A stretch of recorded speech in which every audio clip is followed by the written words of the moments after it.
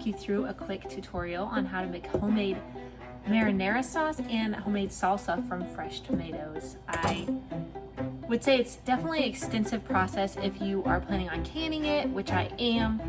And I also have a lot because I got a little behind. I've been a little busy.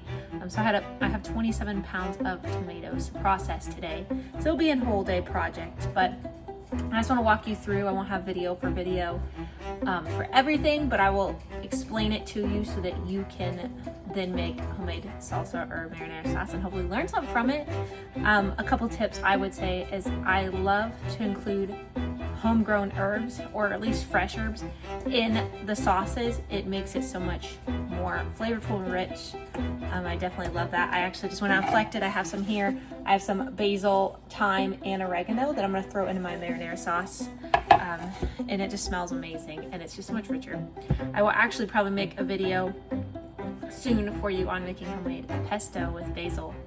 I have it frozen right now. So yeah, just follow along as I just explain to you how you can make homemade sauce.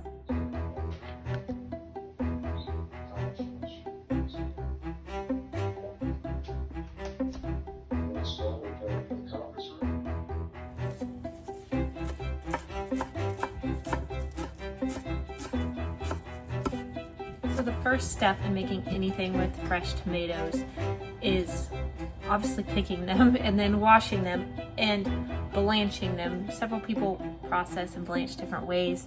The way I find easiest is I wash the tomatoes and I cut off just the tip where the stem is, and then on the other end you take and make like a little X on the bottom of it.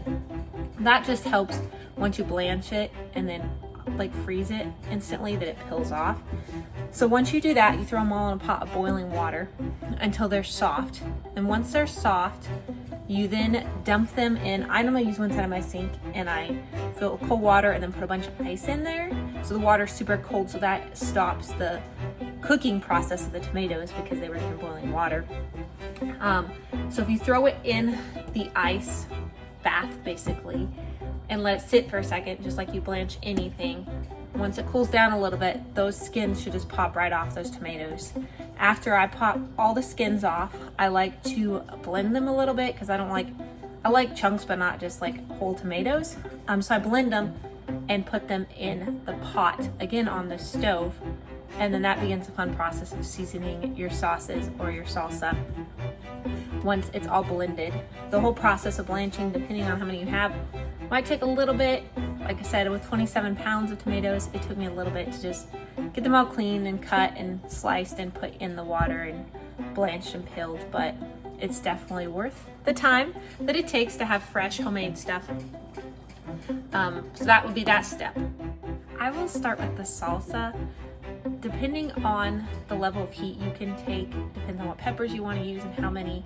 I personally love to do jalapenos. My husband loves that. He loves spicy. But some of those, and you can just decide for your preference how many and what kind of pepper you would like to use. So I like to add all the peppers and the onions and the seasonings together. And you would do the same with the marinara sauce besides the peppers. And you let it simmer on the stove at a low heat for at least 30 minutes. This helps all the flavors blend together and make it a lot better that way. So that's basically the whole process of making the sauce, marinara sauce. Like I said, I won't make this super long and extensive. I won't even go through the canning process.